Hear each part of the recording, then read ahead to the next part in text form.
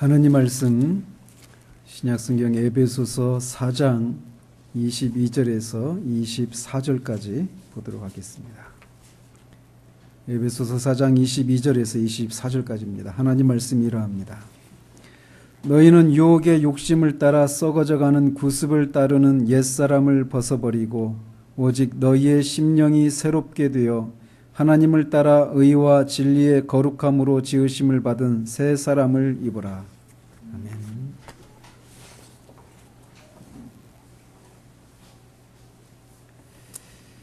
우리는 지난주에 그리스도인의 삶은 옛사람을 벗고 새 사람을 입는 삶을 사는 것이다라고 하는 사실을 살폈습니다. 이 일은 현재적으로 진행되는 일이어야 하지만 동시에 이 일은 과거에 이미 일어난 일이라고 하는 사실도 같이 말씀을 드렸습니다.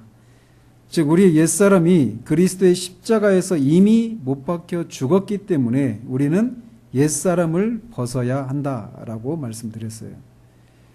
근데 왜 이미 죽었는데 또 벗으라고 말하는가라고 하는 것을 말씀드리면서 그것은 우리가 죽었다라고 하는 것은 그리스도 안에서 우리의 신분과 위치의 차원에서 그렇다라고 말씀드렸습니다. 따라서 우리가 옛사람을 벗으라 이 말은 우리가 하나님 앞에서 그리스도 안에서 이미 죽은 사람이기 때문에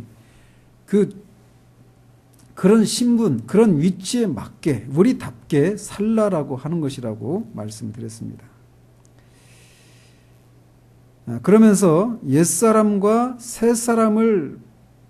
옛사람을 벗고 새 사람을 입는 그런 삶을 사는 것은 또 나인데 그렇게 되면 나라고 하는 한 실체가 있고 옛사람이라고 하는 실체 또 새 사람이라고 하는 실체 이 세 실체가 있게 되는 것인데 이 세 실체와의 관계는 서로 어떤 관계가 있는가를 말씀드리면서 옛사람과 새 사람이라고 하는 이 두 마리 말을 내가 끌고 가는 것에 비교해서 말씀을 드렸습니다. 그리고 옛사람을 입은 채로 새 사람을 그 이후에 입는 것 같은 것은 가능하지 않은 것이라고 하는 것도 같이 말씀드렸습니다. 이렇게 지난주에는 우리가 옛사람을 벗어야 하는 이유가 우리 옛사람이 죽었기 때문이라고 하는 이 사실에 근거해서 옛사람을 벗고 새 사람을 입어야 한다라고 하는 것을 말씀드렸습니다. 다시 말씀드리지만 우리 옛사람이 죽었다라고 하는 것은 하나님 앞에서 그리스도 안에 있는 우리의 신분이 그러합니다. 그렇기 때문에 하나님은 우리를 그리스도 안에 있는 사람으로 보신다라는 거예요. 하나님은 우리 옛사람을 찾으실 수 없습니다. 우리 옛사람은 이미 처리되었기 때문에 죽었기 때문입니다. 가버렸기 때문입니다. 그렇기 때문에 옛사람을 벗는 것은 우리의 신분에 맞게 즉 그리스도 안에 있는 우리답게 살아야 한다라고 하는 것을 말하고 있는 것입니다. 마치 미국의 노예들이 북군이 승리함으로써 얻은 노예 해방에도 불구하고 여전히 전에 노예로서 살았던 방식의 삶을 살 때 이제는 너희가 더 이상 노예가 아니고 자유인이니까 자유인답게 살아라 라고 말하는 것 같은 이치인 것입니다.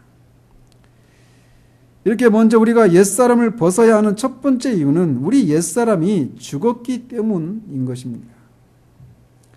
이것을 구약의 어떤 사건을 가지고 구약의 이스라엘 백성들의 상태를 가지고 말씀을 드린다라면 이스라엘 백성들은 이제 애굽의 노예가 더 이상 애굽의 노예가 아니에요. 애굽 사람들이 시키는 대로 살 필요가 없습니다. 애굽의 그 삶의 방식을 더 이상 노예로서의 그런 삶의 방식을 고집해서는 안 돼요. 왜? 그들은 이미 애굽을 건너와 버렸거든요. 그들은 이미 홍해를 건너와 버렸습니다.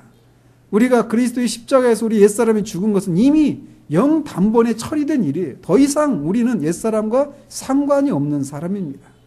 그렇기 때문에 우리는 옛사람의 삶의 방식을 따라서 살아서는 결코 안 된다라는 것입니다. 우리가 심지어 하나님 앞에 죄를 짓는 그런 경우라 하더라도 옛사람의 삶의 방식을 따라서 죄를 짓는 그런 상태 가운데 우리가 있을 때조차도 옛사람이 죽었다라고 하는 우리의 신분은 결코 바뀌지 않습니다. 그 사실을 우리가 잊어버리면 우리는 더 이상 옛사람을 벗고 새사람을 입는 이 삶을 살아갈 수가 없어요. 그래서 그리스도 안에서 있는 우리의 신분, 옛사람이 이미 처리되었다, 죽었다.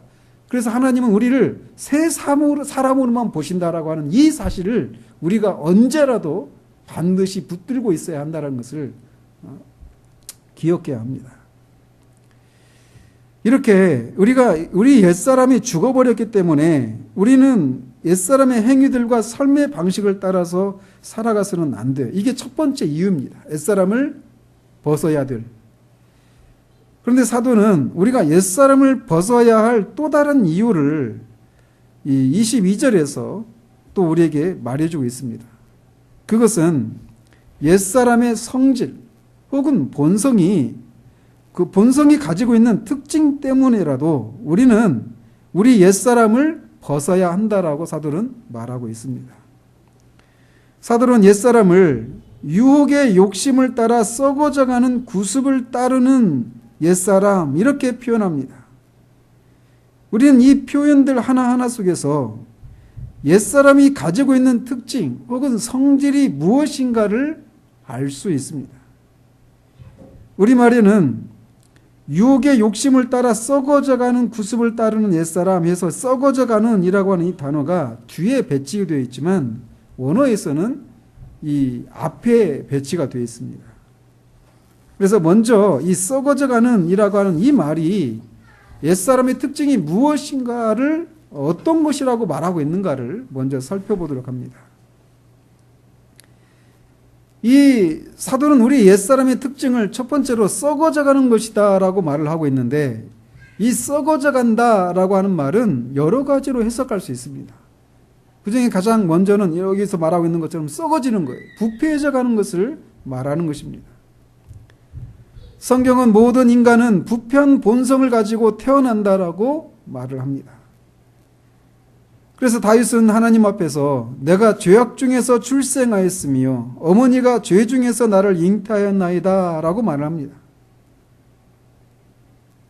또 하나님은 창세기 6장 5절에서 사람의 죄악이 세상에 가득함과 그의 마음으로 생각하는 모든 계획이 항상 악할 뿐임을 보셨다라고 말하고 있어요. 사람은 이렇게 죄 중에서 잉태했습니다. 죄의 오염을 가지고 오염된 상태를 가지고 태어나게 되어 있어요. 이것은 가장 어린 아이의 모습에서도 찾아볼 수 있는 인간의 절망적인 상태라고 성경이 우리에게 말해주고 있습니다. 순결한 상태로 태어났지만 교육과 환경을 통해서 점점 악을 배워서 그렇게 악한 사람들이 되어가는 것이 아니라 잉태하는 그 순간부터 이미 악한 본성을 가지고 태어나기 때문에 사람은 시간이 지남에 따라서 그 실체를, 악한 실체를 드러낼 뿐이라고 성경이 말하고 있어요. 그렇기 때문에 그 마음으로 생각하는 모든 계획이, 그 마음으로 생각하는 계획의 일부가 아니라 모든 계획이 가끔씩 악하다고 말하는 것이 아니라 항상 악할 뿐이라고 성경이 말하고 있습니다. 모든 계획이 항상 악할 뿐입니다. 이것이 타락한 아담 이후에 태어난 모든 인류에 대한 하나님의 평가예요. 사람들의 기준과 도덕적인 기준에서 상대적인 그런 기준을 가지고 항상 악한 것은 아니다. 그리고 모든 것이 악한 것은 아니다라고 말할 수 있을지 모르지만 하나님이 보시기에는 모든 것이 항상 악할 뿐이라고 말하고 있다는 것입니다. 그런데 문제는 이 부패한 본성이 썩어져 간다라고 하는 표현에서 알 수 있듯이 처음보다 더 점점 악화되어 간다라고 하는 것이 인간의 더 절망적인 상태라는 것입니다. 점점 더 부패함이 악화되어 간다라는 것입니다. 옛사람의 특징이 이렇기 때문에 우리는 옛사람을 벗어야 한다라는 거예요. 그거는 썩어져가는 삶이기 때문에 우리는 옛사람을 벗어야 한다라고 성경이 말하고 있다는 것입니다. 또한 이 썩어진다라고 하는 말은 멸망한다 또는 파괴한다라고 하는 의미도 포함하고 있습니다. 따라서 옛사람은 부패가 더 심화되어 가서 결국은 멸망과 파괴를 향해 달려가기 때문에 옛사람의 행위와 습관을 따라 살아가서는 안 되는 것이라고 성경은 말합니다. 썩어지고 부패하고 멸망하는 것은 항상 괴를 같이 합니다. 우리는 이런 썩어짐이 결국은 멸망과 파괴로 이어진다라고 하는 것을 우리가 늘 보고 있는 이 자연세계 속에서 볼 수 있어요. 음식물이 상하고 지독한 냄새를 풍기면서 결국은 미생물들에 의해서 해체되고 맙니다. 식물이나 동물이나 사람의 경우에도 마찬가지입니다. 점점 썩어져 가고 결국은 부패하고 해체되는 것이 식물과 동물과 사람의 모습 속에서 우리가 발견되게 되는 것이에요. 마찬가지로 우리는 이것을 역사 속에서도 살펴볼 수 있습니다. 인류 역사의 진행 과정을 단지 물질 문명의 발전사의 차원에서만 역사를 본다라면 역사가 썩어짐을 향해 달려가고 있다라고 말하기는 어렵습니다. 그러나 역사 속에 드러난 인간의 도덕적인 영역과 관련해서 살펴본다라면 인간의 역사는 썩어짐과 멸망을 향해 달려가는 역사였다라고 말할 수밖에 없습니다. 지난 인류 역사 가운데서 강대했던 제국들, 그 제국들의 멸망사를 살펴보면 항상 거기에는 그 제국이 멸망하기 전에는 그 사회의 도덕적인 영역에서의 그런 무너짐들이 있었던 것을 보게 됩니다. 주님의 재림이 가까울수록 이런 현상은 더욱 심화될 것이라고 주님은 제자들에게 말씀하셨어요. 저는 요즘 성소수자에 대한 문제, 즉 동성애에 대한 문제에 대해서 우리 사회가 점점 용인하는 추세로 가는 이 현상을 결코 가볍게 볼 수 없다고 생각합니다. 주님의 재림이 임하기 전에 큰 두 가지 무너지는 일이 있는데 그것 하나는 자연 질서가 무너지는 거예요. 또 다른 하나는 인간 사회 질서가 무너지는 일이라고 주님은 말씀하셨습니다. 인간 사회 질서가 무너지는 것 중에 하나가 저는 바로 이 동성애 문제라고 생각해요.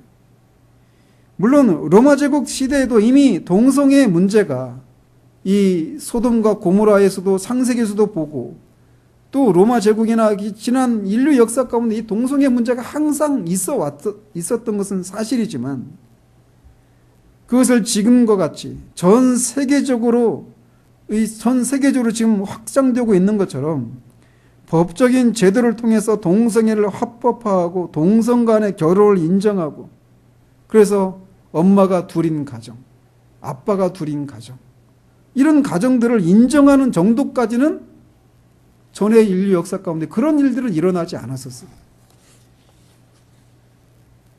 물론 아직은 우리나라가 그런 지경까지 가지는 않았지만 저는 지금 우리 흐름이 그런 쪽으로 가고 있다라고 하는 것을 생각할 때 인간 사회 질서가 점점 무너져가고 있는 이 가정이 해체되고 있는 이런 문제들을 보면서 주님이 오실 날이 얼마 남지 않았구나라고 하는 생각을 하지 않을 수가 없습니다. 어쨌든 이 한 가지만 보더라도 인간의 역사는 도덕적인 영역에서 점점 썩어져가고 해체되고 멸망에 이르는 길을 향한 역사였고 지금도 그 지점을 향해서 달려가고 있다라고 말할 수밖에 없다라는 것입니다.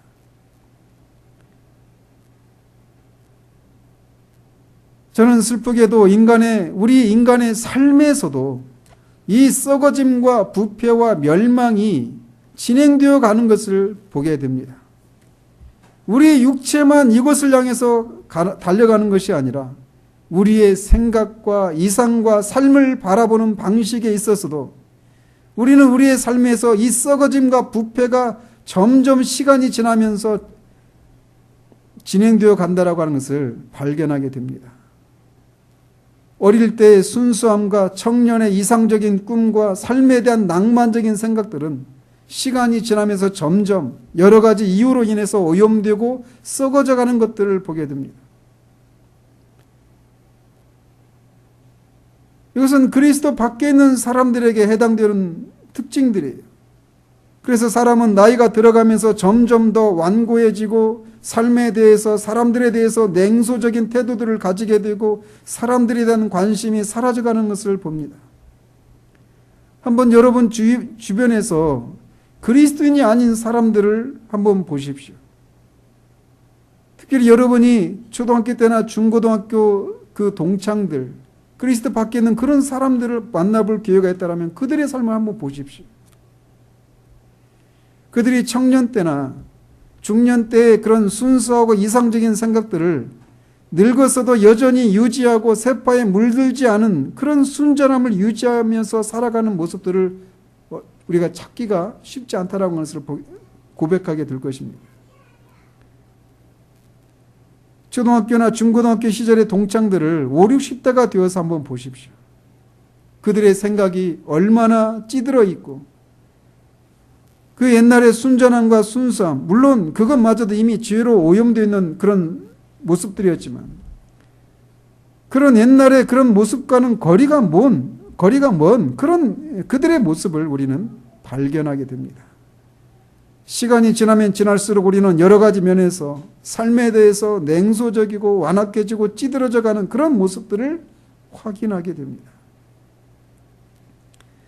성경은 육체를 위하여 심는 자는 육체로부터 언제나 썩어질 것을 거둘 뿐이라고 말을 합니다. 이것이 세상의 이 옛사람의 삶의 그 결과들이 썩어지고 결국은 파멸을 향해서 달려가는 것. 그러나 인간의 역사의 이 흐름이 한 번씩 바뀌는 때가 있었습니다. 그리고 이 일은 개인의 삶 가운데서도 일어나는 것이기도 해요. 인류 역사는 언제나 그렇게 부패와 썩어짐을 향해서 달려갔는데 하나님은 이 인류 역사의 진행 과정 가운데서 한 번씩 그 흐름을 중단하시거나 거스르시는 이런 일들을 하셨다라는 것입니다. 그것은 언제나 교회의 부흥이 임할 때였어요. 여러 번 말씀드렸지만 부흥이 임하기 전에 교회에는 영적으로 깊은 잠이 들어 있었습니다. 세상의 소금이요 빛인 교회가 짠맛을 잃어버리고 빛을 잃은 채 세상 가운데 거할 때 세상은 더욱 어둡고 더욱 썩어지게 되어 있었습니다. 부흥이 임하기 전에 세상은 언제나 그렇게 썩어 있었어요. 그런데 부흥이 임하고 성령이 교회 위에 머물게 되자 교회만 생명력을 드러내는 것이 아니라 세상 또한 썩어져 가는 데에서 돌이켜서 사회적으로 도덕적인 갱신과 개혁이 일어났습니다.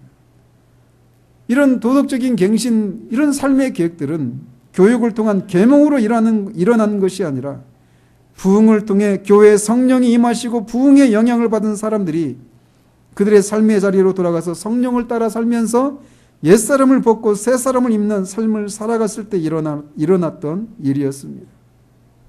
술집들이 문을 닫고 문란했던 각종 박람회나 이런 것들이 문을 닫고 술집 문 앞에 어젯밤 술집 주인이 회심했음이라고 하는 그런 팻말이 붙고 술꾼들이 회심을 하고 손을 떨면 절대로 안 되는 면도를 할 수 있는 이발사로 바뀌는 그런 일들이 일어났습니다. 사회는 범죄율이 급격히 떨어지고 미어터지던 감옥이 텅텅 비게 되는 일들이 일어나고 병원과 각종 복지가 진작되는 그런 일들이 부흥이 임할 때 일어났었던 사회 현상들이었어요. 이것이 프랑스의 피해 혁명이 일어났었던 상황과 똑같은 상황에 처해 있었던 영국에서 조지 휘필드나 웨슬레에 의해서 부흥이 임했을 때 일어난 일이었고 1907년에 평양 대붕에서도 부흥이 임하자 교회만 참된 회심과 그런 생명 역사가 일어나는 것이 아니라 사회가 바뀌는 일들이 일어났었던 것입니다. 하나님 이렇게 부흥을 통해서 역사가 썩어져감을 향해서 진행되는 것들을 돌이키는 일들을 인류 역사 가운데 행해 오셨어요. 그런데 말씀드린 것처럼 이런 것은 우리 개인의 삶 가운데서도 일어난다는 것입니다. 시간이 지나면서 점점 썩어짐을 향해서 달려갔었던, 그래서 그랬던 사람들 안에서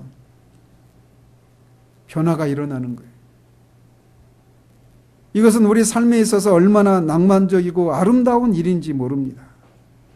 온통 돈 하면서 삶의 목적이 돈을 많이 벌어서 성공하고 안락한 삶을 살면서 하고 싶은 건 마음껏 하면서 사는 것이 유일한 삶의 목표였던 사람이 성령에 의해서 거듭나고 새로운 본성을 받아서 썩어질 땅의 것들이 아니라 썩지 않는 영원한 하나님 나라를 추구하면서 생겨난 그런 변화를 보는 것처럼 흥분되고 신나는 일이 없습니다. 이 땅에서의 삶이 전부여서 이 세상에서 성공을 해야 한다라는 강박에 눌리고 쫓겨서 늘 근심하고 염려하며 성공을 거둔 사람을 향해서 시기하고 질투하고 자신의 목표에 방해를 하는 사람들을 향해서 원망하고 미워하는, 그리고 그런 삶을 도무지 이룰 수 없을 것 같은 상황에서 절망하고 자포자기하면서 수고하고 무거운 짐을 지고 살아가던 사람이, 바로 그런 사람이, 즉 수고하고 무거운 짐을 지고 살아가던 사람들이 수고하고 무거운 짐진 자들아 다 내게로 오라 내가 너희를 쉬게 하리라 라고 하는 주님의 말씀을 듣고 주님께 자신의 죄를 고백하고 회개하며 주님을 자신의 구주로 영접하고 그분께 자신의 삶을 맡기고 그분의 인도를 따라가면서 누리는 쉼과 보호하심을 받는 그런 삶을 지켜보는 것만큼 우리를 흥분시키는 것이 없어요. 그런 주님의 인도하심과 보호하심을 받는 것에서 오는 안도와 평안, 그리고 그 주님이 자신을 사랑하신다라는 것을 아는 것에서 오는 기쁨을 누리는 것을 보는 것처럼 이 땅에서 낭만적이고 아름다운 것이 없다라는 것입니다. 이것은 썩어져가는 인생을 살리시는 하나님의 크신 은혜입니다.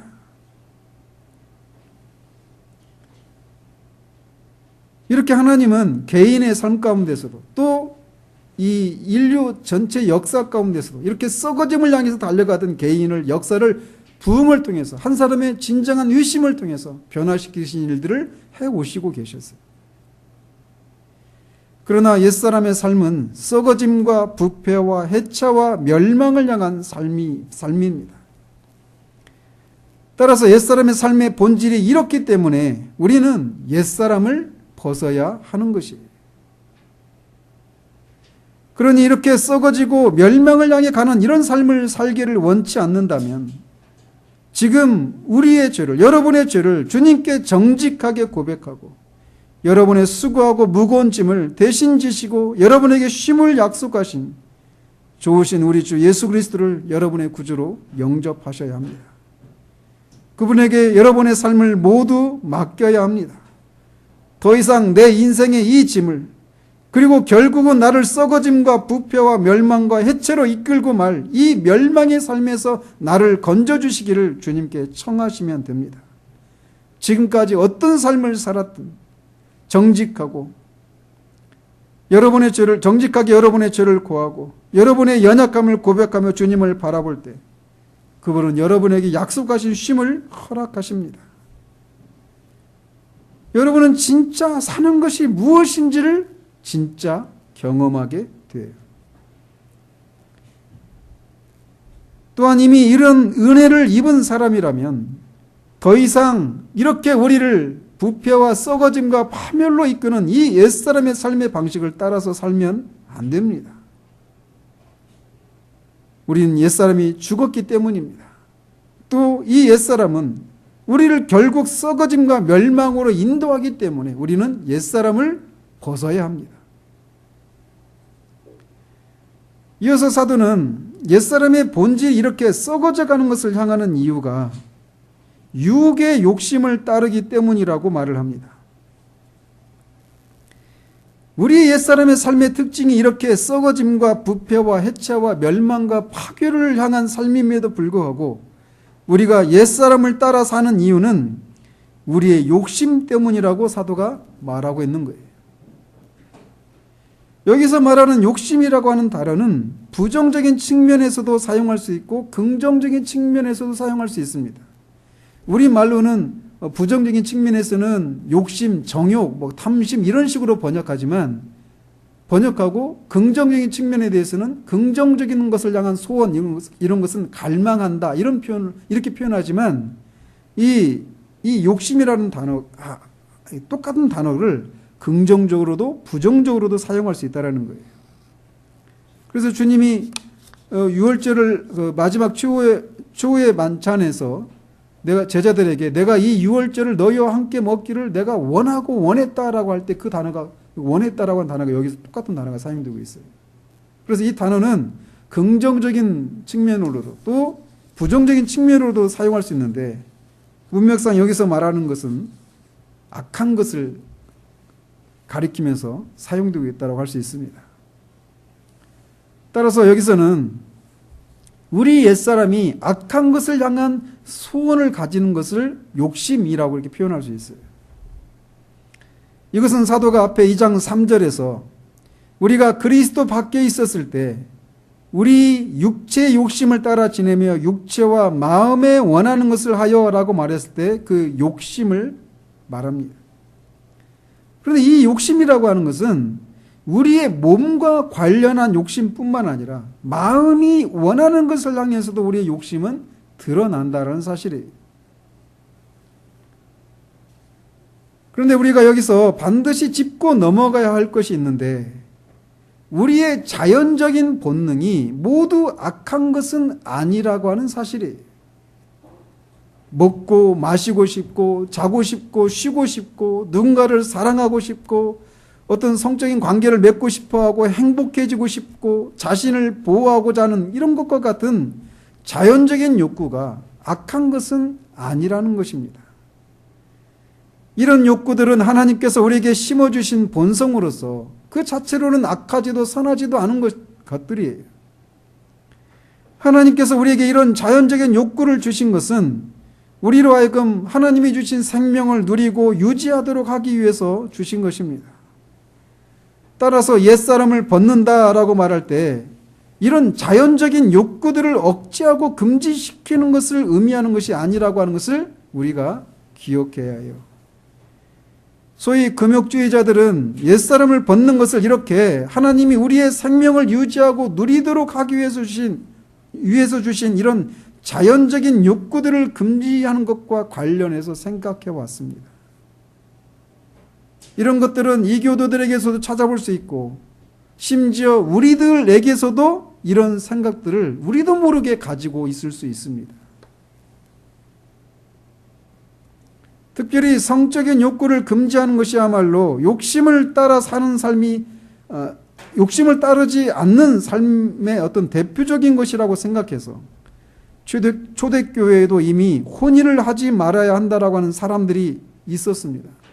그렇기 때문에 히브리서 기자는 모든 사람은 결혼을 귀히 여기라라고 하는 권면을 해야만 했던 것이 로마 가톨릭의 사제들은 결혼을 하지 못하도록 하는 이유가 그들이 주장하기를 초대 교황이었던 베드로가 결혼을 하지 않았다라고 말하는데 우리가 마태복음 강의하면서 살폈지만 베드로는 이미 결혼한 사람이었어요. 장모가 있었어요. 아내가 있었습니다. 아무튼 그들은 잘못된 그런 근거에서 베드로가 최초의 교황이었던 베드로가 결혼하지 않았으니까 사제들은 결혼하지 말아야 된다. 사도의 후계자들인 사제들은 결혼하지 말아야 된다라고 말하기도 합니다. 그런데 또 다른 이유가 있어요. 그게 뭐냐면 성적인 욕구는 악한 것이라고 하는 잘못된 생각에서예요. 그러나 성욕을 포함해서 앞에서 열거한 육체와 마음과 관련한 자연적인 욕구들, 물론 제가 모든 것을 언급한 것은 아니지만 하나님이 우리에게 주신 우리의 생을 누리고 유지하도록 하시기 위해서 우리에게 주신 그런 자연적인 욕구들을 금지하는 것, 이것이 옛사람을 벗는 것이 아니라는 사실이에요. 그것이 욕심을 따라 사는 삶이 그것을 의미하는 것이 아니라는 것을 우리가 기억해야 합니다. 그렇다면 사도가 욕심을 따라 사는 것이 옛사람의 삶의 특징이라고 말할 때 욕심을 따라 사는 것이 뭘 말할까요? 하나님이 말씀드린 것처럼 우리의 생을 유지하고 누리도록 하시기 위해서 주신 이런 욕구들은 하나님의 창조 질서에 의하면 우리의 이성 혹은 지성의 통제를 받아야 합니다. 이런 욕구들은 우리의 지성의 통제를 받아야 돼요. 그리고 우리의 지성은 하나님의 뜻을 반영하는 영의 통제를 받아야 됩니다. 그 모습이 하나님의 창조 질서였어요. 영이 우리의 지성이 우리의 욕구들을 통제하는 것이 타락하기 전에 우리 인간 안에 있었던 창조 질서였습니다. 그래서 타락하기 전에 아담과 하와는 이런 질서에 입각해서 그들의 욕구를 충족시키면서 아무런 혼란이나 갈등을 겪지 않은 채 완전한 삶을 살았습니다. 그러나 아담의 타락으로 이런 질서가 무너지게 되었습니다. 그리고 그 결과 이제 반역이 일어난 거예요. 즉 욕구들이 우리의 생각을 지배하고 영의 소리는 철저히 무시되는 그런 일이 일어나고 말았습니다. 이것이 타락한 인간의 상태예요. 하나님이 우리의 삶을 유지하고 풍성함을 누리도록 주신 이런 자연적인 욕구와 본성들이 이제는 우리 안에서 주도권을 쥐고 우리의 이성과 영을 통치하고 지배하게 되었던 것입니다. 정과 욕심이 우리의 이성과 영을 침묵하게 만들고 정과 욕심이 우리 삶을 지배하게 되고 말게 된 거예요. 그래서 우리의 삶은 혼돈과 갈등과 무질서로 점철되는 삶을 살게 되고 말았습니다. 이것이 타락을 설명하는 또 다른 방법입니다. 영이 지성이 욕구를 통제하는 것이 타락하기 전 인간의 상태였다면 이제 거꾸로 욕심이 이성과 영을 통제하는 그게 타락한 인간의 상태예요. 이것이 바로 그리스도가 없는 개인과 그런 사람들로 이루어진 사회와 세상의 모습이라고 성경은 말합니다. 그래서 남녀노소를 막론하고 모든 인간은 육체와 마음에 원하는 것을 따라 살게 되었어요. 그 삶은 한 개인 안에서 그리고 사람들 사이에서 집단과 계층과 세대 간에 노사 간에 남녀 간에 국가와 민족과 부족 간에 수많은 갈등과 혼란과 전쟁을 낳게 만든 궁극적인 원인이 되고 말았습니다. 왜 결혼 생활에 어려움을 느낍니까?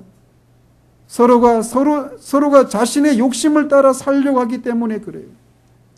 모든 개인이, 모든 사람이 다 자신의 육체의 욕심과 마음의 정욕을 따라서 마음이 원하는 것을 따라 살고 싶어 하기 때문에 사람과 사람 사이의 다툼이, 갈등이, 국가 간에는 전쟁이 일어나게 된다는 것입니다.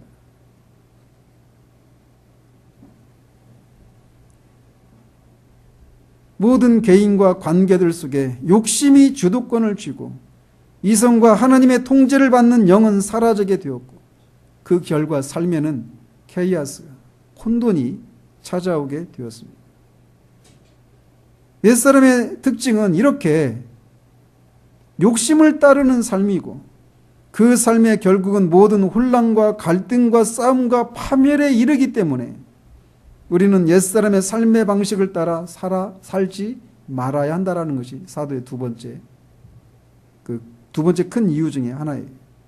옛사람의 특징이 이렇습니다. 욕심을 따라 사는 거예요. 마지막으로 사도는 유혹에 대해서 말합니다. 사도는 옛사람의 본질 혹은 성질을 말하는데 매우 논리적인 방식을 따라서 옛사람의 성질을 설명하고 있는 거예요. 그래서 먼저는 옛사람의 삶의 결국이 무엇인가를 말했죠. 그것은 썩어짐과 파멸로 인도되는, 귀결되는 그런 삶이라고 말을 했어요. 그런데 옛사람이 이렇게 썩어짐과 파멸을 향한 것으로 끝나고 마는데도 왜 그런 삶을 살아가느냐 하면 그것은 우리가 타락으로 인해서 하나님의 통제와 지시를 받는 영이 우리 지성을 지배하고 영의 통제를 받는 이성이 우리의 자연적인 욕구를 지배하는 그런 삶을 사는 것에서 순서가 바뀌어서 욕구들이 우리의 지성과 영을 통제하는 욕심이 삶의 주도권을 쥐는 삶을 살고 있기 때문에 뻔히 그렇게 파멸을 향해서 가는데도 욕심을 따라 산다라고 말하고 있는 것입니다. 그러면서 이제 사도는 우리가 어떻게 욕심을 따라 살게 되는가라고 하는 것을 말하면서 그것은 우리가 유혹을 받기 때문이라고 말하고 있는 것입니다. 그러니까 우리 옛사람이 유혹을 받는 거예요. 유혹은 어디서부터 옵니까? 외부로부터 오는 거예요. 외부로부터 유혹을 받고 그 유혹을 받아서 우리 욕심이 우리 삶을 주도해서 결국은 파멸로 이어진다. 이게 사도가 말하고 있는 겁니다. 그런데 여기서 유혹이라고 하는 것은 원어를 보면 속임수입니다. 속이는 거예요. 그렇다면 누가 속일까요? 그것은 바로 마귀와 그의 졸개들입니다. 마귀는 타락한 전사로서 우리 인류의 첫 조상을 유혹하여 죄를 짓게 한 장본인입니다. 마귀는 우리의 첫 조상을 교활함과 유혹을 통해서 속였습니다. 창세기 이전까지 이어졌던 창조의 그 장엄한 기사들은 3장 1절이 그런데 뱀은 여호와 하나님이 지으신 들짐승 중에 가장 강교하니라 라고 하는 말로 시작하면서 이 장엄함이 갑자기 음울한 그런 율조로 바뀌고 있는 것을 보게 됩니다. 사도 바울은 3장에서 벌어진 이 사건을 이렇게 요약하고 있습니다. 뱀이 그 간계로 하와를 미혹한 것 같이 너희 마음이 그리스도를 향하는 진실함과 깨끗함에서 떠나 부패할까 두려워하노라. 지금 이 편지를 받고 있는 고린도 교회에서는 실제로 그런 일들이 벌어지고 있었어요. 고린도 교인들을 속이는 그런 자칭 슈퍼 사도라고 하는 거짓 선생들과 사도들이 있었어요. 그런데 그 배우를 사도는 뱀이 그 관계로 하와를 미혹한 것에 비유하고 있어요.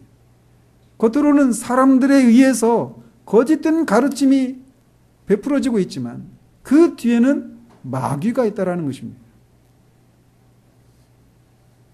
마귀는 이렇게 속임수와 유혹을 통해서 사람들 사이를 그리고 하나님과 사람 사이를 이간질하는 그런 악한 존재입니다.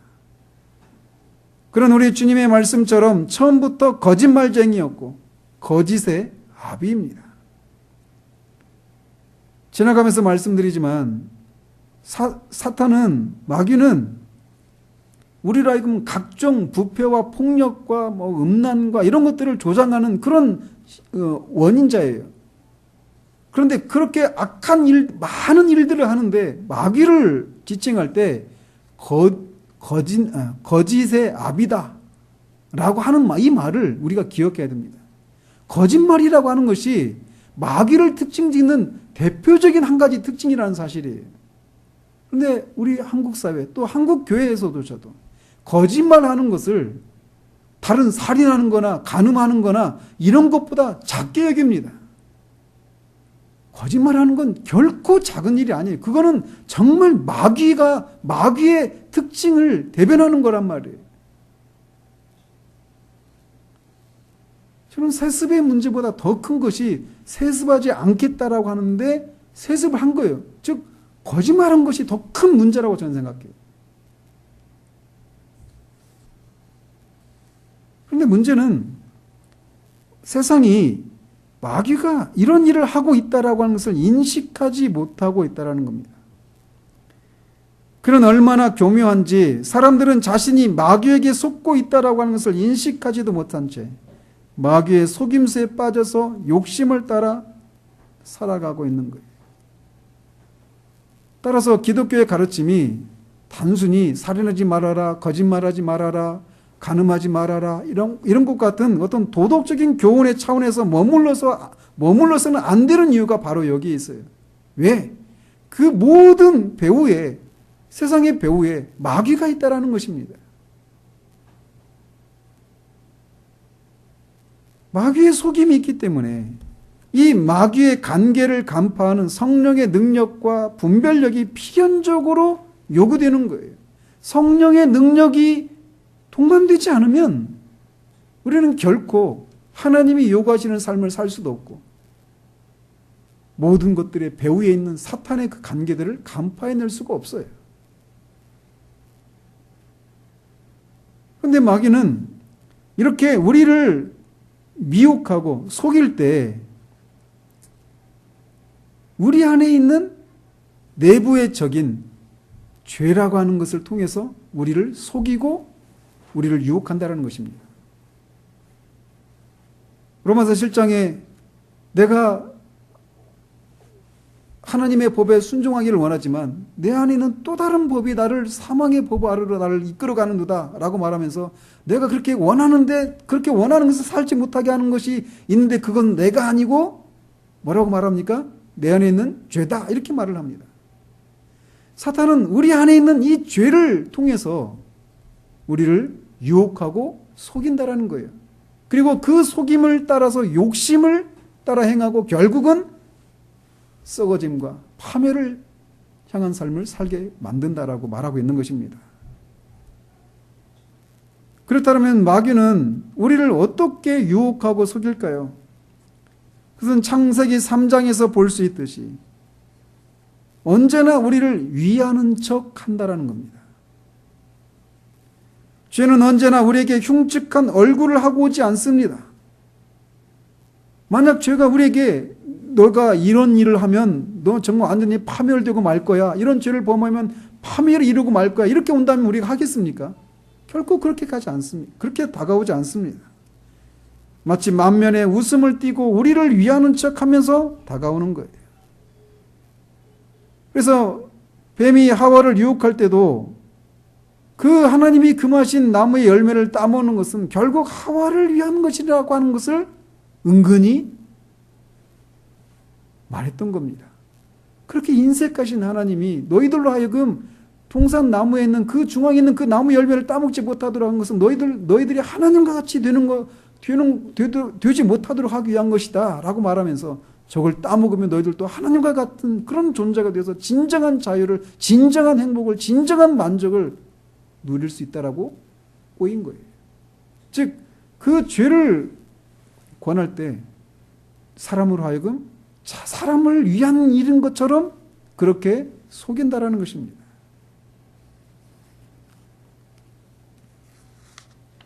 또 마귀가 우리를 죄를 통해 유혹할 때 그는 절대로 우리의 지성에 호소하지 않고 감정이나 소원이나 혈기에 호소합니다. 오히려 우리의 이성을 마비시킵니다. 그래서 만약 우리가 우리 이성을 발휘해서 이성이 우리의 감정을 통제한다면 우리는 유혹에 넘어가지 않을 거예요. 그러나 사탄은 이것을 잘 알기에 언제나 우리의 이성을 마비시키고 감정이나 소원이나 혈기에 호소합니다. 막 하고 싶은 거. 그걸 해야만 속이 시원하고 내가 만족할 수 있는 것. 그 감정, 그것에 호소하는 거예요. 절대 우리 이성에 호소하지 않습니다. 또한 죄는 우리에게 거짓된 동기를 제공하면서 우리를 유혹합니다. 이를테면 폴 오쇼 목사님이 설교에서 그런 설교를 한 적이 있어요. 어떤 젊은 청년이 이 거리의 여자들을 전도해야 한다라고 말하면서 그 속에 들어가서 그들과 같이 말하고 행동하고 옷을 입고 뭐 피어싱도 하고 막 이렇게 하면서 그 복음을 전도하겠다고 그들 속에 들어가는 겁니다. 근데 폴 오쇼가 그 위험을 경고하는 거예요. 동기는 어떻습니까? 그들도 분명히 복음을 들어야죠. 그건 맞습니다. 그런데 그 동기가 거짓된 동기인 이유는 뭐냐? 성경은 우리로 하여금 죄를 짓게 만든 그런 환경 속에 우리를 노출하지 말고 그것을 아예 피하라고 말하고 있단 말이에요. 그런데 그것을 무시하고 나는 그런 속에 들어가는 것은 내가 호랑이 굴에 들어가는 것은 호랑이를 잡기 위한 것이야 라고 말하면서 호랑이를 잡기 위한 그런 것은 참된 동기라고 할 수 있어요. 그런데 그걸 하려고 내가 악한 환경에 뛰어들어가는 우리 자신의 그런 연약함들, 그 환경 배후에 있는 사탄의 그 강력함들을 우리가 무시한 채 그렇게 들어갈 때 우리는 속고 만다. 결국은 우리가 의도했던 그런 열매들을 맺지 못하고 오히려 처음보다 악한 상태가 될 수도 있다는 것입니다. 그런데 이런 일들이 얼마나 우리 가운데 자주 일어나는가라는 거예요. 나는 얼마든지 이 책이 또는 영화가 또는 뭐 다른 것들이 악할 수 있다는 것을 알지만 내가 잘 조절하면 이것을 통해서 선을 뽑아낼 수 있다라고 하는 이런 생각들을 가지고 그렇게 뛰어드는 경우들이 얼마나 많은가라는 것이에요. 사탄은 그런 식으로 우리를 거짓된 동기를 가지고 유혹을 합니다.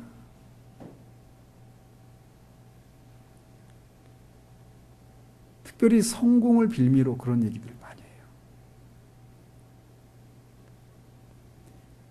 또 죄는 죄가 결코 제공할 수 없는 것들을 우리에게 약속합니다. 죄는 우리에게 결코 파멸을 약속하지 않습니다.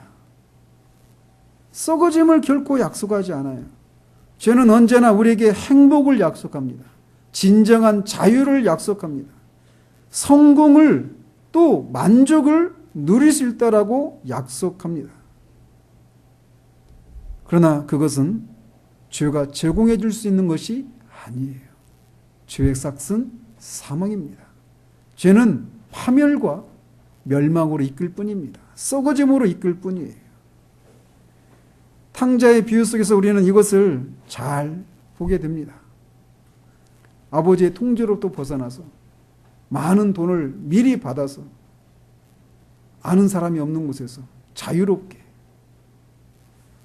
그렇게 살기를 원했지만 결국 결말은 돼지가 먹는 주업 열매조차도 먹을 수 없는 비참한 지경에 빠지게 되었던 그 탕자.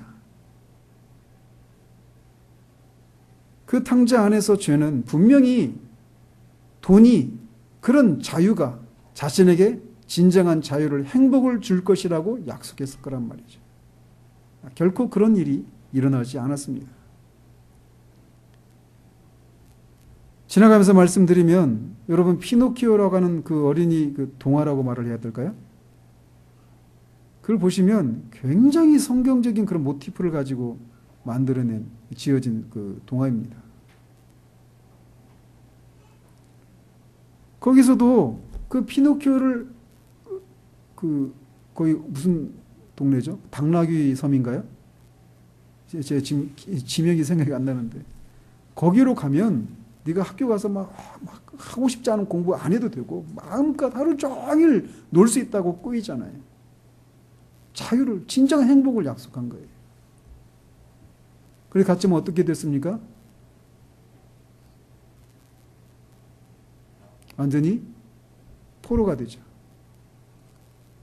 죄는 이렇게 우리에게 결코 제공해 줄 수 없는 것들을 약속합니다. 그러므로 우리는 옛사람의 특징이 이렇게 죄의 속임과 유혹을 통해서 우리의 욕심을 따라 행하게 해서 결국은 썩어지고 파멸에 이르는 삶으로 이끌어간다라고 하는 이런 이유를 인해서도 우리는 우리 옛사람을 벗어야 하는 것입니다. 하나님은 출애굽한 이스라엘 백성들에게 시내산에서 율법을 주셨어요.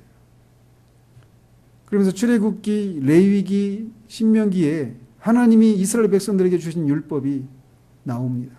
이번 주에 제가 레위기를 읽으면서 마음에 얼마나 하나님의 그 열심, 즉 나는 너희를 거룩한 백성으로 삼기 위해서 너희를 애굽에서 건져낸 너희 하나님이 여호와니라. 내가 거룩하니 너희도 거룩하라.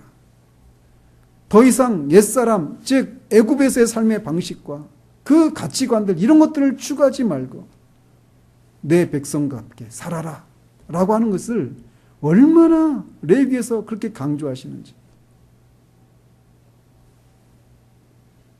이 타락한 세상 속에서 썩어져가는 파멸을 향해서 욕심을 따라 살아가는 그 삶의 방식을 따라 살아가는 그 모든 세상 한복판에 우리를 교회를 두시고 그 옛사람의 삶의 방식이 아니라 그들과는 구별된 완전히 대조적인 새 사람의 삶의 방식을 따라가는 그런 사람으로 우리를 빚으시기 위해서 그리스도를 통해 우리를 구원하신 거예요. 하나님의 백성인 우리를 하나님을 닮은 거룩한 사람을 사람으로 살아가도록 하시기 위한 이 하나님의 열심을 우리는 읽어야 합니다. 하나님 우리에게 기대하시는 것이 그거예요. 그 삶이 우리 보기에는 우리에게 직접적으로 필요한 먹고 마시고 여러 가지 관계의 어그러짐들 이런 것들과는 거리가 먼 것처럼 보입니다. 그러나 하나님은 지혜로우신 분이시에요. 하나님의 판단은 우리의 판단과 다릅니다. 우리는 우리에게 직접적으로 필요한 것을 요구하죠. 그런데 하나님의 큰 목적은 우리가 거룩한 백성으로서의 삶을 살아가는 거예요. 옛사람을 벗고 새사람을 입는 그런 삶을 살아가는 사람들이 되어져 가는 거예요. 그 삶이 우리를 향한 하나님의 뜻이라고 하는 것을 알고 그 뜻에 우리가 순종할 때 하나님은 우리의 삶을 책임지십니다. 하나님은 반드시 그런 일을 하셔요.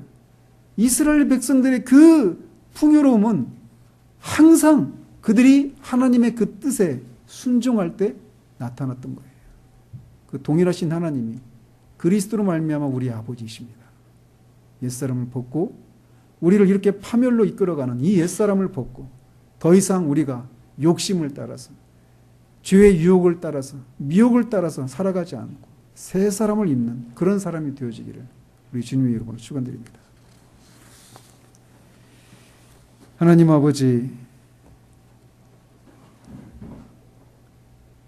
우리가 옛사람을 벗고 새사람을 입어야 하는 것은 우리가 이미 그리스도의 십자가에서 옛사람이 죽었기 때문이라는 사실과 함께 또 옛사람의 특징은 우리를 썩어짐과 파멸로 이끌어가기 때문에 그리고 그런 삶을 살아가게 만드는 것은 우리가 욕심을 따라 살아가기 때문이고 그 욕심이 발동하는 것은 우리가 죄의 속임과 유혹을 통해서 유혹을 받기 때문에 욕심이 발휘해서 결국 욕심을 따라 살아 파멸에 이른다라고 하는 이것이 옛사람의 삶의 특징이라는 것을 생각할 때 우리는 더 이상 옛사람을 따라서 살 수가 없다라는 사실들을 다시금 말씀을 통해 또 배우게 됩니다.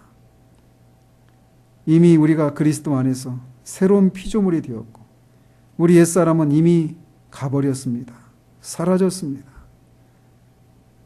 그러면 우리가 우리의 신분에 맞게 우리의 지위에 맞게 하나님의 거룩한 백성답게 그렇게 옛사람을 벗고 새사람을 입는 이 삶에 우리가 정말 우리의 모든 마음을 다 쏟으며 그렇게 살아갈 수 있도록 우리를 붙들어 주시기를 원합니다.